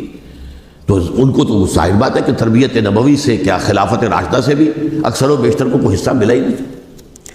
تو اس صورت میں اب وہ اعلیٰ ترین معیار پر حکومت کے نظام کو قائم کرنا ممکن نہیں ہے. کوئی قبائلی عصبیت جب تک حکومت کی پشت پر نہیں ہوگی حکومت مستحکم نہیں ہوگی. یہ گویا کہ ایک جس کو کہتے ہیں کہ حقیقت بینی، واقعیت پسندی، ایک آئیڈیالزم ہے اور ایک ریئلزم ہے کہ آپ فیکٹس آن دی گراؤنڈ کو غور کریں، سوچیں اس کے اوپر اور پھر کوئی فیصلہ کریں. اس اعتبار سے پھر حضرت امیر معاویہ نے بات مان لی اور بیعت لے لی لوگوں سے حضرت یزید کے لیے کہ یہ خلیفہ ہوں گے میرے بعد. اس کو ولی عہدی کہتے ہیں. اچھا، اس وقت 5 افراد ایسے تھے کہ جنہوں نے اس سے اختلاف کیا. یہ بات بہت اہم ہے. میرا کتابچہ ہے سانحہ کربلا، اس کے کچھ نسخے آج یہاں ہوں گے، آپ لوگ پڑھیے اسے غور سے اور پھیلائیے تاکہ حقیقت سامنے آئے. 5 افراد کون تھے جو ہونے چاہیے؟ ابو بکر فوت ہو گئے، ان کے بیٹے عبد الرحمن ابن ابی بکر. عمر فوت ہو گئے، ان کے بیٹے عبداللہ ابن عمر. عباس فوت ہو گئے، ان کے بیٹے عبداللہ ابن عباس. زبیر فوت ہو گئے، ان کے بیٹے عبداللہ ابن زبیر. اور حضرت حسن جو ہے ان کا انتقال ہو چکا تھا، حضرت علی کے بیٹے حضرت حسین رضی اللہ تعالی عنہ مجمعین. حضرت حسن کے بارے میں ایک فریق کا کہنا یہ ہے کہ انہیں زہر دے کر ہلاک کیا گیا. اہل تشیع کا قول یہ ہے، جبکہ اہل سنت کہتے ہیں کہ نہیں، وہ اپنی جو بھی طبی موت تھی اس سے ان کی وفات. لیکن میں اس میں نہیں جانا چاہتا، اس لیے کہ یہ مائکرو ہسٹری جو ہے نا، وہ تو ایک واقعے کے لیے ادھر کی روایات کیا ہیں، ادھر کی کیا ہیں، ان کے پاس کیا دلائل، ان کے پاس یہ تو کسی ریسرچ اسکالر کا موضوع ہے، میرا موضوع نہیں ہے. لیکن بہرحال یہ 5 حضرات تھے جنہوں نے ولی عہدی کی بیعت نہیں کی. لیکن حضرت معاویہ اتنے حلیم الطبع انسان تھے، انہوں نے جبر نہیں کیا، کوئی تشدد نہیں کیا. ٹھیک ہے، ولی عہدی کی بیعت نہیں کر رہے، کوئی بات نہیں، میری بیعت تو کی ہوئی ہے نا، ابھی تو میں زندہ ہوں، بات ختم ہو گئی. میری بیعت کو تو نہیں توڑا انہوں نے، فسخ بیعت نہیں کی. اس اعتبار سے انہوں نے نہ کوئی تشدد کیا، نہ جبر کیا، نہ کوئی مواخذہ کیا. لیکن جب امیر معاویہ کا انتقال ہو گیا، اب ولی عہدی کی بجائے وہ اب خلافت کی بیعت کی. سب لوگوں نے بیعت کر لی. ان 5 میں سے ایک فوت ہو چکے تھے. حضرت عبد الرحمن ابن ابی بکر فوت ہو چکے رضی اللہ تعالی. 4 تھے، ان 4 میں ایک اختلاف ہوا.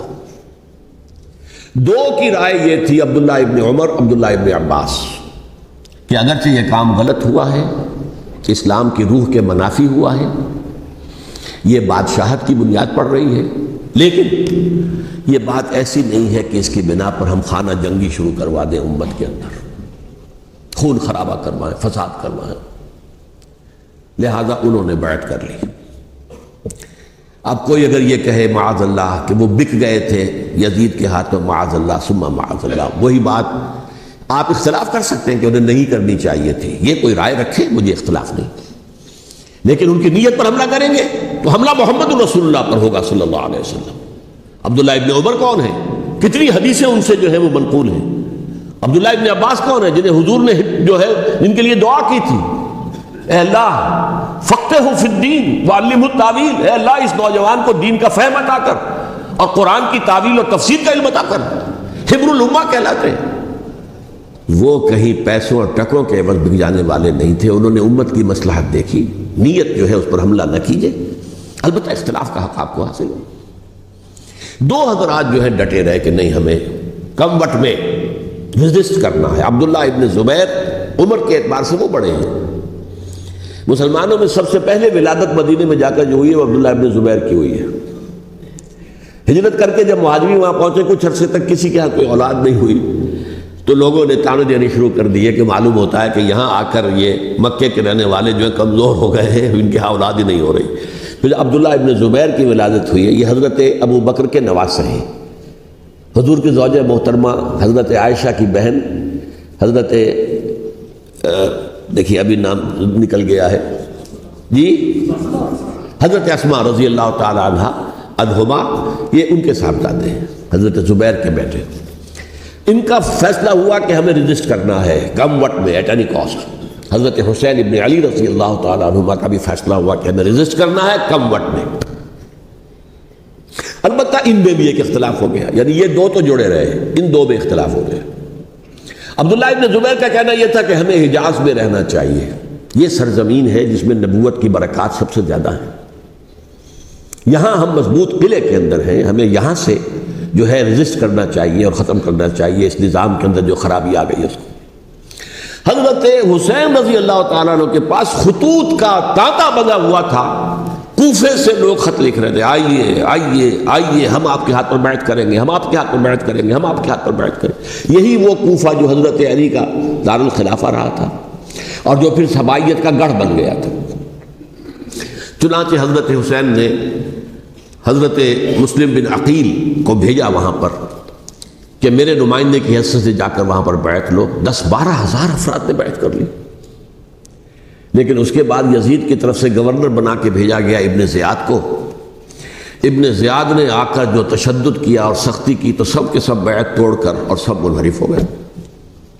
مخلصین تو وہ تھے نہیں، الکوفی لایوفی، کوفی جو ہے وہ تو کوئی وعدہ وفا کرنے والا ہوتا ہی نہیں، بیعت توڑ دی۔ فمن نقص فانما ينقص على نفسه، بیعت کے بعد بیعت توڑ دینا بہت بڑا گناہ ہے، توڑ دی۔ ادھر اطلاع مل گئی حضرت حسین کو، چل چکے تھے وہ راستے میں تھے کہ وہاں تو مسلم بن عقیل شہید ہو گئے اور سب لوگوں نے بیعت توڑ دی۔ اب واپس جانا چاہتے تھے لیکن مسلم بن عقیل کے بیٹے جو ہے اڑ گئے۔ یہ عرب کی اپنی ایک جو ہے پرانی ان کی حمیت اور ان کا قبائلی نظام کہ اب ہم اپنے والد کے خون کا قصاص لیے بغیر نہیں جائیں گے۔ حضرت حسین رضی اللہ تعالیٰ عنہ کی مروت اور شرافت کہ یہ میرا ساتھ دینے کے لیے آئے تھے، اب میں ان کا ساتھ نہ دوں تو یہ تو شرافت اور مروت کے خلاف ہے۔ کہا اچھا چلو چلتے۔ وہاں جا کر بھی عین اپنے میدان کے اندر بھی حضرت حسین رضی اللہ تعالیٰ عنہ نے 3 چیزیں پیش کی ان کوفیوں کے لشکر کے خلاف۔ سب سے بڑا لشکر کے اندر سب سے بڑے تو کوفی تھے جنہوں نے بیعتیں کی ہوئی تھی حضرت حسین کے ساتھ۔ دیکھو مجھے جانے دو واپس حجاز کی طرف، یا مجھے سرحدوں پر بھیج دو تاکہ میں کافروں کے ساتھ جنگ کرتے ہوئے اپنی جان دے دوں، یا مجھے یزید کے پاس جانے دو، میں اپنا معاملہ اس سے طے کر لوں۔ لیکن کوفیوں کو یہ گوارا نہیں تھا۔ اگر یہ یزید کے پاس پہنچ گئے تو ہمارا کچا چٹھا بیان کر دیں گے کہ مجھے تو ان لوگوں نے برگلا کر بلایا تھا۔ اس لیے کہ دیکھیے حضرت امیر معاویہ کے 20 سالوں کے دوران میں بتا چکا ہوں ان کی حکومت اتنی مستحکم تھی کہ اس کے خلاف کوئی فتنہ اٹھانا ممکن نہیں تھا۔ اب چونکہ ایک چینج اوور ہوا تھا، اور چینج اوور میں آپ کو معلوم ہوتا ہے کہ ایک جس کو کہتے ہیں every thing is in the melting پاٹ، ابھی تو یہ درمیان کے اندر معاملہ ہے، تو انہیں موقع ملا، سر اٹھایا حضرت حسین رضی اللہ تعالیٰ عنہ کو، جو خطوط لکھے جس کے کہ تھیلے کے تھیلے اور بوریوں کی بوریاں بھری ہوئی حضرت حسین کے ساتھ تھی، وہ کہا کہ آئیے ہم آپ سے بیعت کریں گے۔ انہوں نے نہیں مانا، اور اصل میں حضرت حسین کے قاتل وہ کوفی ہیں، وہ بزدل، وہ منافق جنہوں نے بیعت کر کے بیعت توڑی، اور اب وہ آ گئے کہ اگر یہ حسین رضی اللہ تعالیٰ عنہ بچ کر کہیں یزید کے پاس پہنچ گئے تو پھر ہمارا کچا چٹھا جو ہے وہ سامنے آ جائے گا اور ہماری پھر شامت آ جائے گی۔ لہذا انہوں نے قتل کیا حضرت حسین کو رضی اللہ تعالیٰ۔ ایک بات جو علامہ ڈاکٹر قلب صادق نے فرمائی، اور میرے علم میں یہ بات پہلے نہیں تھی، وہ یہ کہ حضرت حسین کے قتل کا فتویٰ ایک بہت بڑے مفتی نے دیا تھا۔ یہ بات بھی ذرا سمجھ لیجئے۔ حضرت حسین رضی اللہ تعالیٰ عنہ کے قتل کا فتویٰ ایک بہت بڑے مفتی نے دیا تھا. کیوں دیا تھا؟ اس لیے کہ حضور کی احادیث موجود ہیں کہ جب ایک شخص کی ایک خلیفہ کی بیعت ہو جائے تو دوسرا اگر کھڑا ہو تو اسے قتل کر دو. کھلی حدیث.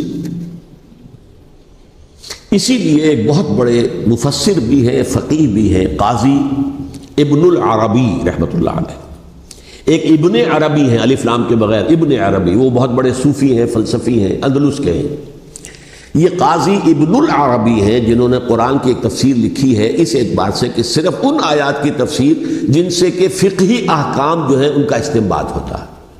یہ دو تفسیریں اس طور سے لکھی گئی ہیں قرآن مجید کی. احکام القرآن ان کا نام ہے دونوں کا، جن میں سے ایک جو ہے قاضی ابن العربی کی ہے. ان کا ایک جملہ نقل ہوتا ہے، قتل الحسین بسیف جدہ، حسین قتل ہو گئے اپنے ہی نانا کی تلوار سے. وہ تلوار کیا تھی؟ جب کسی کی بیعت ہو چکی ہو پھر کوئی کھڑا ہو مدعی خلافت، قتل کر دو. میرے نزدیک حضرت حسین مدعی خلافت نہیں تھے. یہ بات اس وقت سامنے لوگوں کے نہیں آئی، بلکہ حکومت نے یہ باور کرا دیا کہ یہ تو باغی ہے، یہ مدعی ہے خلافت کے. انہوں نے تو دعویٰ نہیں کیا خلافت کا، وہ تو صرف اس عمل کو روکنے کے لیے میدان میں آئے تھے. اور اس بات کو اچھی طرح سمجھ لیجئے کہ اس وقت تک یہ جو تصور آج ہمارے پاس ہے کہ ریاست علیحدہ ہے، حکومت علیحدہ ہے. State of Pakistan, we are loyal to the state of Pakistan. ہم ریاست پاکستان کے وفادار ہیں، گورنمنٹ آف پاکستان کے وفادار نہیں ہیں. We are not loyal to the government. Government تو کبھی بے نظیر کی تھی، ہم اس کے خلاف تحریک چلا رہے تھے، یا کبھی کسی اور کی تھی اس کے خلاف تحریک چل رہی ہے، یا کبھی ضیاء الحق کی تھی اس کے خلاف تحریک چل رہی ہے. گورنمنٹ کو بدلنا تو عوام کا حق ہے. آج اس وقت نہیں تھا، اس وقت ریاست اور حکومت کا کوئی فرق نہیں تھا. لہذا جو حکومت سے اختلاف کرے گویا کہ باغی ہے. یہ ہے اصل میں وہ پیچیدہ مسئلہ کہ کیوں کسی مفتی نے فتویٰ دے دیا. اس لیے کہ اس وقت تک ریاست اور حکومت کا فرق واضح نہیں تھا دنیا پر. یہ تو ابھی کوئی 100-150 سال کی بات ہے کہ آج ہمارا جو پولیٹیکل سائنس کا ایولیوشن ہوا ہے وہ اسٹیج تک پہنچ گیا ہے کہ اسٹیٹ علیحدہ ہے، حکومت علیحدہ ہے. حکومت تو اسٹیٹ کے 3 آرگنز میں سے ایک آرگن ہے. ایڈمنسٹریشن حکومت کی ہے، جوڈیشری ہے اور لیجسلیچر ہے. 3 آرگنز ہیں بڑے بڑے، ان میں سے ایک ہے. تو حکومت کو بدلنا تو عوام کا حق ہے، چاہے وہ ووٹ کے ذریعے بدلیں چاہے ایجیٹیشن. اگر پرامن ایجیٹیشن ہے اس سے حکومت کو بدلنے کا حق حاصل ہے دستوری طور پر ہر اعتبار سے. اس وقت یہ نہیں تھا. لہذا صورتحال یہ بن گئی کہ حکومت وقت نے باور کرا دیا مسلمانوں کو. ورنہ سوچئے نواسہ رسول کو قتل کرنا کوئی آسان کام تھا؟ آخر سب کلمہ گو تھے کہ نہیں تھے؟ کلمہ گو تو تھے نا، اور حضور سے عقیدت اور محبت میں کمی. لیکن یہ کہ فتویٰ اگر ایک بہت بڑے مفتی کا، جو کہ حضرت علامہ ڈاکٹر قلب صادق صاحب نے فرمایا، مجھے اس مفتی کا نام بھی معلوم نہیں، کہ ایک مفتی ہی کا فتویٰ تھا وہ، جس کے بنا پر اب ان لوگوں نے حضرت حسین کو قتل کیا. اور یہی وجہ ہے کہ انہوں نے پھر خیموں کو بھی آگ لگا دی. وائی حالانکہ دیکھیے اگر دشمنی کا انتقام ہوتا تو حضرت علی بن حسین جو بیمار تھے، جو بعد میں زین العابدین رحمۃ اللہ علیہ کے نام سے پھر یہ اہل تشیع کے چوتھے امام معصوم ہیں، حضرت علی، حضرت حسن، حضرت حسین اور پھر حضرت علی بن حسین زین العابدین رحمۃ اللہ علیہ، کیا ان کو بھی قتل کر دیتے؟ حضرت حسین کی نسل ہی ختم ہو جاتی. لیکن دیکھیے آگ کیوں لگائی؟ آگ اس لیے لگائی کہ وہ جو ڈاکومنٹری پروف ہے ہماری غداری کا یزید کے خلاف حضرت حسین کو جو ہم نے دعوت دی، وہ جو ڈاکومنٹری پروف خطوط کی شکل میں موجود ہے وہ ختم ہو جائے، ڈسٹرائے ہو جائے. اس کے لیے انہوں نے خیموں میں آگ لگائی. بہرحال یہ ہے تاریخی پس منظر، یہ اسی سبائی فتنے کا تسلسل ہے جس نے سب سے پہلے حضرت عثمان کی جان لی رضی اللہ تعالیٰ عنہ. 5 سال تک مسلمانوں میں خانہ جنگی رکھی ہے. حضرت علی کو پھر شہید کیا، اور اس کے بعد جو ہے 20 سال حضرت امیر معاویہ کے تو سر نہیں اٹھا سکے. لیکن پھر جب ایک چینج اوور ہو رہا تھا تو اس وقت انہوں نے موقع غنیمت سمجھا کہ اب کھڑے ہو جاؤ اور اب دوبارہ ایک فتنہ جو ہے اس کو امت کے اندر پیدا کر دو. اچھا، اس معاملے میں ایک بات جو میں نے وہاں کہی کہ ہمارے ہاں شاعرانہ جو مبالغہ آمیزی ہے. یہ میری گفتگو کا حصہ انہوں نے حذف کر دیا ہے. اور میں نے ایک سنی شاعر بہت بڑے عالم جن کے حوالے سے آج بھی میری تقریر ہوگی خالق دینہ ہال میں، مولانا محمد علی جوہر کے ایک شعر کے حوالے سے کہا کہ قتل حسین اصل میں مرگ یزید ہے، اسلام زندہ ہوتا ہے ہر کربلا کے بعد. میں نے کہا یہ بالکل محمل شعر ہے. اسلام مرا ہی نہیں تھا، زندہ ہونے کا کیا سوال. اور اگر کسی درجے میں مزمحل یا زخمی ہوا تھا تو وہ تو رہا، کربلا کے بعد بھی رہا، یزید کی حکومت بھی رہی، بنو امیہ کی حکومت بھی چلی، کوئی تبدیلی تو نہیں آئی. یہ کیا کہہ رہے ہیں؟ اسلام زندہ ہوتا ہے کربلا کے بعد. میں نے کہا اسلام مرا نہیں تھا. جیسے میں نے یہ کہا کہ ملوکیت جو ہے وہ اب شروع نہیں ہوئی، ملوکیت تو 20 برس پہلے شروع ہو چکی تھی حضرت امیر معاویہ کی. لیکن ظاہر بات ہے کہ حضرت حسن نے، حضرت حسین نے اس کو قبول کیا. اور حضرت حسین نے تو پھر 10 سال تک ولی عہدی جو تھی چاہے بیعت نہیں کی لیکن اس کے خلاف میدان میں آ کر چیلنج تو نہیں کیا.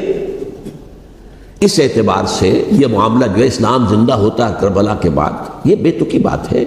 ہاں حضرت شاہ اسماعیل شہید رحمۃ اللہ علیہ کی اگر میں تشبیہ کو، تمثیل کو سامنے رکھوں تو اسلام کی عمارت 6 منزلہ ہے، 6ٹھی منزل ٹاپ کی وہ گر گئی، 5 منزلیں انٹیکٹ تھیں، اسلام مرا نہیں تھا. عدالت میں شریعت کے مطابق فیصلے ہو رہے تھے، قاضی تھے، مفتی تھے، شریعت نافذ تھی، اسلام کیا مرا تھا. جبکہ خود کہہ رہے ہیں علامہ کلب صادق کے ایک مفتی کے فتوے سے حضرت حسین کو قتل کیا گیا. اب وہ مفتی کی رائے، اس کی بدنیتی ہو جو بھی ہو وہ جانے، اللہ جانے، لیکن عام مسلمان کیا کرے. اس پہلو سے اسلام مرا نہیں تھا. ہاں ایک منزل گر گئی تھی، وہ گری رہی، 1000 برس تک گری رہی، یہاں تک کہ آ کر مغربی امپیریلزم نے اس کے گرایا، ملوکیت کا معاملہ ختم کیا اور وہ جبرین ملوکیت دوسری آ گئی. ورنہ وہی بادشاہی چلی ہے. بلکہ دور بنو امیہ میں وہ بادشاہی پوری طرح اس نے بالوں پر نہیں نکالے تھے، اصل بالوں پر تو اس نے نکالے ہیں دور بنو عباس میں آ کر. اور پھر سلاطین جو ہے ترک، جو ترک خلفاء ہیں، ان کا بھی بادشاہت تھی اور کیا تھا، وہ خلافت تو نہیں تھی. تو یہ تو اسلام میں جو بھی نقص واقع ہو گیا تھا، کبھی واقع ہو گئی تھی، وہ جو کی تو برقرار گئی.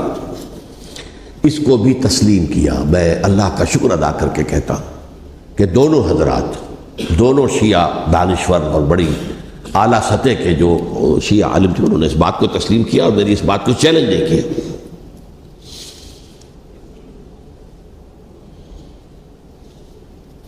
اصل میں تیسری بات میں نے یہ کہی کہ دیکھیے حضرت حسین رضی اللہ تعالی عنہ کی اس شہادت کے بعد، اس کے بعد واقعہ حرہ بھی ہوا جو واقعہ کربلا سے بھی بعض اعتبارات سے زیادہ بھیانک اور زیادہ گھناؤنا واقعہ بنو امیہ کی تاریخ ہے، جس کو لوگ جانتے ہی نہیں.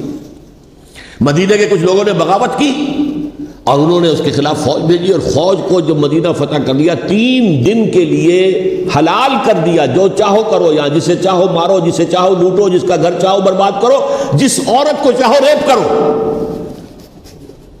اور یہ مدینہ النبی کے اندر ہوا. تو کاٹ کھانے والی ملوکیت کے اندر بہت سے واقعات ہوئے. عبداللہ ابن زبیر کھڑے ہوئے، انہوں نے حکومت قائم کی تھی، لیکن یہ کہ وہ تو 6 سال کے لیے کامیاب بھی رہے، ایک حکومت قائم کی، بنو امیہ کے ہاتھ پر بیٹھ نہیں کی، بالآخر ان کی حکومت بھی ختم ہو گئی. پھر حضرت زید کھڑے ہوئے، انہوں نے بغاوت کی، وہ بھی ناکام رہ گئے. پھر بنو عباس میں کھڑے ہوئے حضرت نفس زکیہ، حضرت حسن رضی اللہ تعالیٰ عنہ کے اولاد میں سے، وہ بھی ناکام ہو گئے، شہید ہو گئے. پھر یہ سمجھ لیا گیا کہ اب یہ جہاں تک 6ٹھی منزل ہے وہ تو دوبارہ تعمیر نہیں ہو سکتی. یہ تو جس کی لاٹھی اس کی بھینس، جس کے پاس طاقت ہوگی اس کی حکومت ہوگی، جس کا قبیلہ زیادہ قوی ہوگا، جس قبیلے میں زیادہ عصبیت ہوگی، مضبوط ہوگا، متحد ہوگا، طاقتور ہوگا، اسی کی حکومت ہوگی. البتہ اس کے نیچے لوگوں کے اخلاق کی اصلاح کرو. صوفیاء کرام نے وہ کام اپنے ذمے لیا، اور بالکل وہی کام ہے کہ جو ائمہ اہل بیت کرتے رہے. حضرت حسن کی اولاد میں پھر حضرت علی بن حسین رضی اللہ تعالی، حضرت حسین کی اولاد میں پھر امام محمد باقر، امام محمد جعفر صادق، اور اس کے بعد بھی 5 اور. کسی نے بغاوت نہیں کی. جیسے علماء کرام کام کر رہے تھے اور جیسے صوفیاء کرام کام کر رہے تھے، ایسے ہی وہ مسلمانوں کی علمی تربیت، روحانی تربیت و تزکیہ کر رہے تھے. کسی نے حکومت کو چیلنج نہیں کیا. نوٹ کر لیجیے اس بات کو. حضرت علی نے بھی چیلنج نہیں کیا تھا, حضرت حسن نے چیلنج نہیں کیا, خود صلح کر لی. تو ائمہ اہل بیت جو 12 یہ گنتے ہیں, جن میں سے آخری جو ہے حضرت مہدی کو تو ابھی ظاہر ہونا ہے, ان کے عقیدے کے مطابق وہ روح پوش ہیں, وہ ظاہر ہوں گے. لیکن 11 حضرات کے بارے میں یہ کہ حضرت حسین کے سوا کسی نے بھی چیلنج نہیں کیا وقت کے نظام, اور حضرت حسین نے بھی اس مغالطے پر کیا کہ کوفی ساتھ دیں گے, اور یہ موقع ہے کہ یہ جو چھٹی منزل اسلام کی گر گئی ہے اسے دوبارہ تعمیر کر دیا جائے. انہوں نے خلافت کا دعویٰ نہیں کیا تھا, یہ انہیں عوام کو مغالطے میں مبتلا کیا گیا کہ یہ خلافت کا مدعی ہو کر سامنے آیا.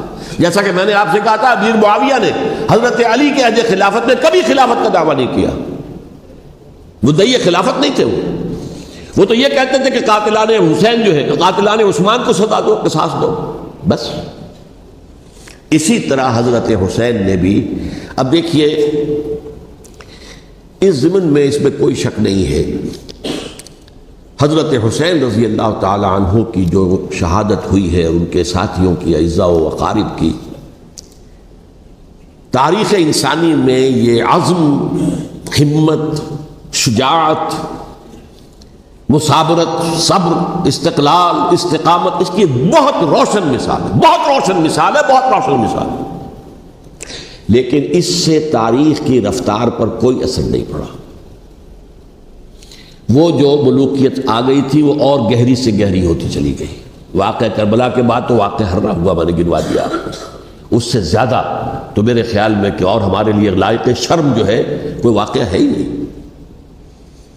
اس پہلو سے. لیکن حضرت حسین کا ایک, اب ان کو یہ کہ میں مطلب یہ کہ اگر میں ان کے ہاتھ پر بیعت کر لیتا ہوں, جو کہ اس وقت سامنے موجود تھے, کہ یزید کی بیعت تمہارے ہاتھ پر کرتا ہوں, تو گویا کہ اپنے آپ کو سرنڈر کر دیتے.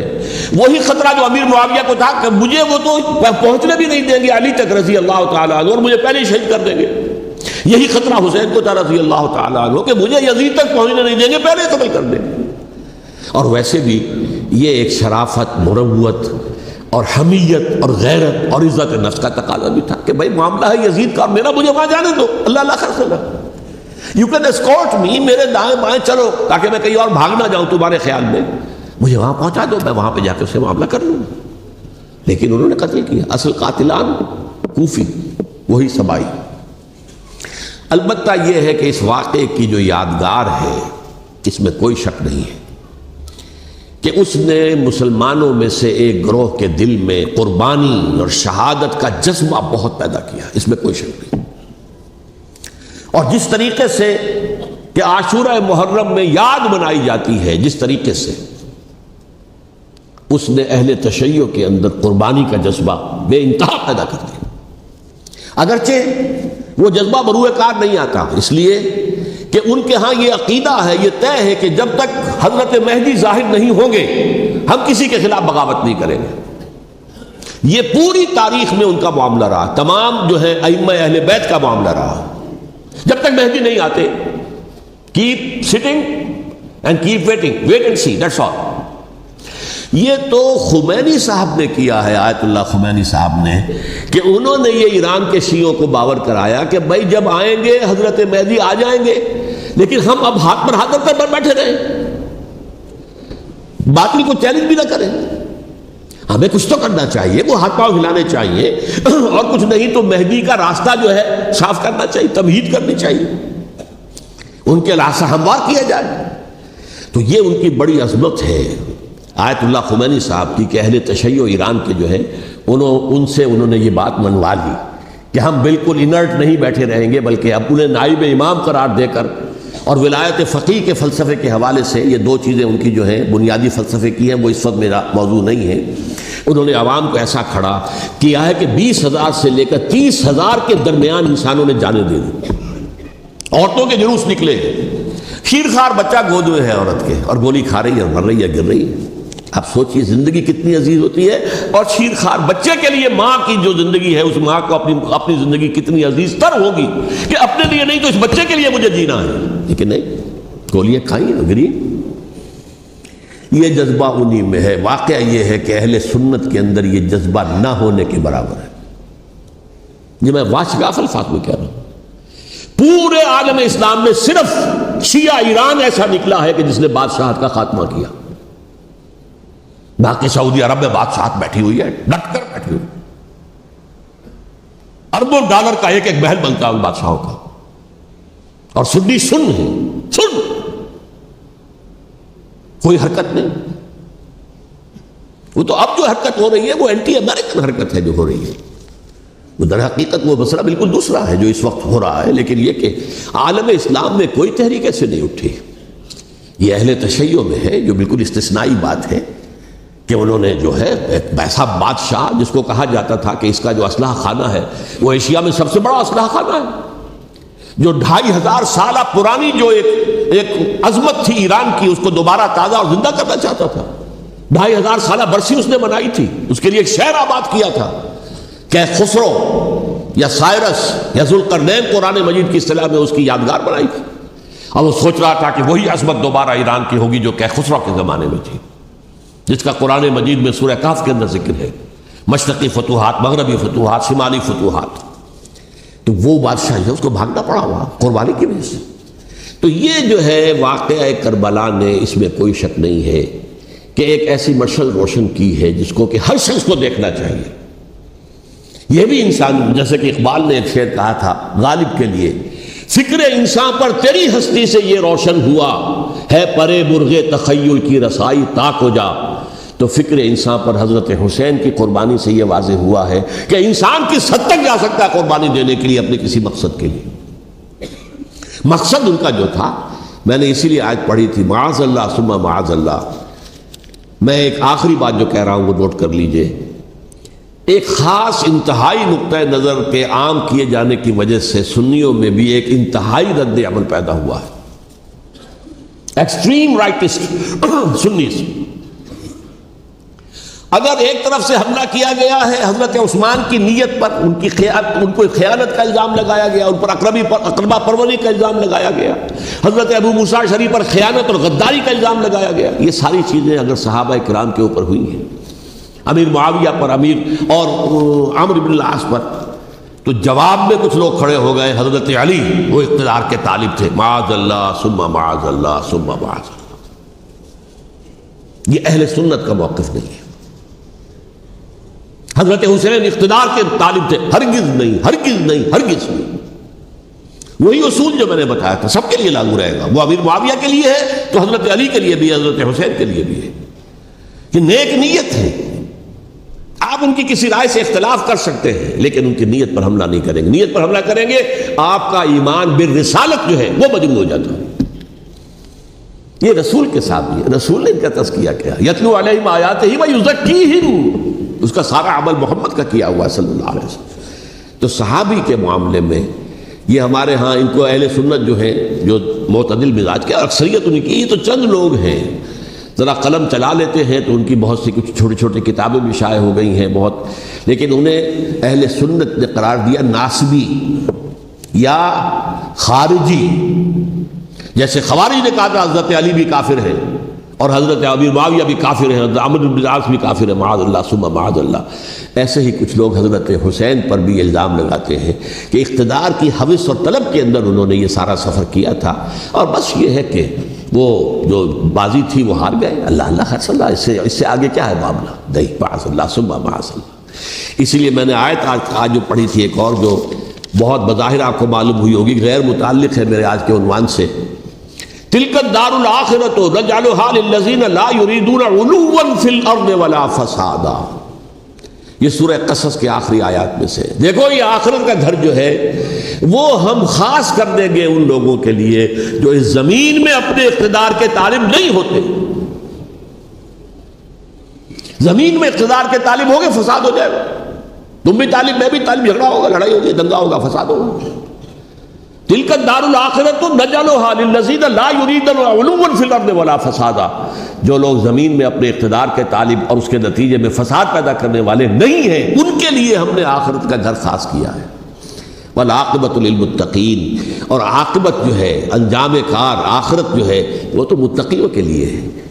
اسی میں آئیں گے سب صحابہ کرام، خواہ وہ حضرت علی ہے رضی اللہ تعالیٰ عنہ، اور خواہ وہ حضرت امیر معاویہ ہیں، حضرت عثمان ہیں رضی اللہ تعالیٰ عنہما، خواہ حضرت حسن ہیں، حضرت حسین ہیں رضی اللہ تعالیٰ عنہما، خواہ عبداللہ ابن زبیر ہیں، خواہ عبداللہ ابن عباس ہیں، خواہ عبداللہ ابن عمر ہیں رضی اللہ تعالیٰ عنہم اجمعین۔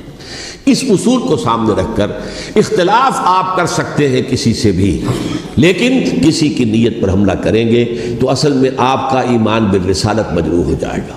علی کو نبی اکرم صلی اللہ علیہ وسلم نے اپنا نائب بنا کر چھوڑا تھا جب غزوہ تبوک میں جا رہے تھے مدینے میں۔ حضرت علی نے کہا بھی کہ مجھے آپ عورتوں کے ساتھ بٹھا کے جا رہے ہیں۔ فرمایا تمہارا مقام میرے ساتھ وہی ہے جو موسیٰ کے ساتھ ہارون کا تھا۔ ہارون کو چھوڑ کر گئے تھے نا یہودیوں کے پاس جب گئے تھے تورات لینے کے لیے، تو تمہارا وہی مقام ہے میرے ساتھ۔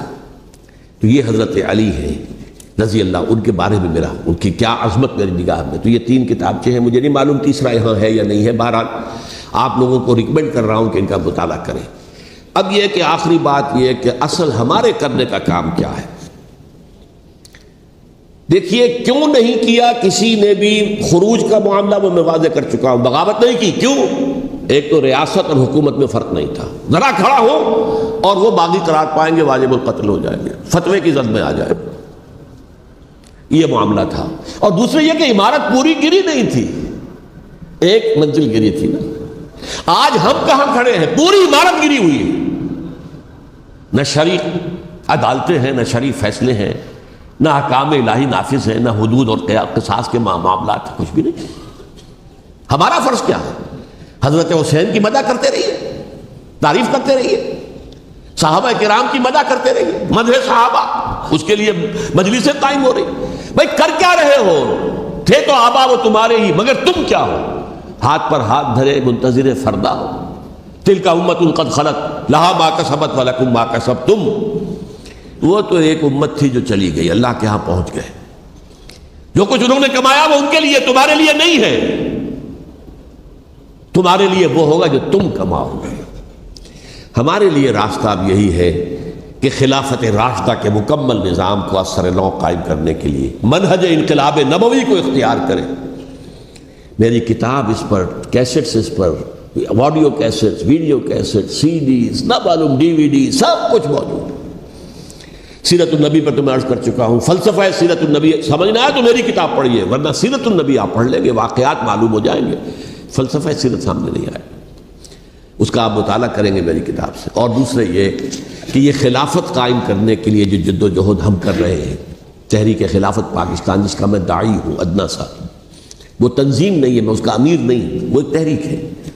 جیسے تحریک پاکستان کہلاتی تھی جس کی تنظیم تھی مسلم لیگ، پارٹی کا نام مسلم لیگ تھا، لیکن تحریک پاکستان، اس طرح تحریک خلافت پاکستان وہ ہم نے چلائی ہے تنظیم اسلامی کے تحت۔ یہ خلافت جب پہلی چلی تھی آج سے 84 سال قبل، نومبر 1921 میں خالد دینہ ہال میں وہ مقدمہ چلا تھا، جس کے نتیجے میں بڑے بڑے جو لیڈر تھے ہمارے، مولانا محمد علی جوہر اور مولانا حسین مدنی اور مولانا ابوالکلام آزاد، ان سب کو 2 سال کی قید کی سزا سنائی گئی تھی، بغاوت، مقدمہ بغاوت، یہ خالد دینہ ہال۔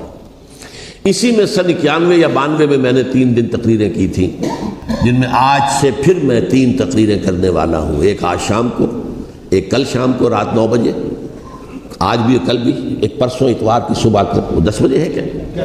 11 بجے۔ تو ان میں آپ حضرات شرکت فرمائیں، تاکہ اصل جو ہمارے کرنے کا کام ہے، تاریخ کو بھی سمجھنا چاہیے، تاریخ کے عوامل کیا ہیں، کیا پس پردہ عوامل کار فرما تھے، کیا کسی شے کی اصل حقیقت ہے، وہ سمجھنا چاہیے۔ لیکن یہ ہے کہ اس اعتبار سے میں نے جب یہ لفظ استعمال کیا تھا اس مذاکرے میں، لپ سروس، کہ یہ ہم صرف لپ سروس کرتے رہے، مدح کے بیان کرتے رہے، منقبت بیان کرتے رہے، حضور کی نعتیں کہتے رہے، اس سے تو بات نہیں بنے گی جب تک کہ وہ فرض منصبی شہادت علی الناس کا جو ہمارے ذمے ہے بحیثیت امت محمد صلی اللہ علیہ وسلم، اس کو ادا نہ کرے۔ مجھے خوشی ہے کہ اس کی بھی تائید دونوں حضرات نے کی، ہاں یہ لپ سروس کا معاملہ ہے۔ اللہ تعالی حضرت حسین کے نقش قدم پر چلتے ہوئے، بلکہ اصل میں تو ہمارے لیے اسوہ رسول ہے محمد صلی اللہ علیہ وسلم کا، اس پر چلتے ہوئے ہم پاکستان میں اسلام کا نظام خلافت قائم کرنے کی جد و جہد کریں۔ اقول قولی ھذا واستغفر اللہ لی ولکم ولسائر المسلمین والمسلمات۔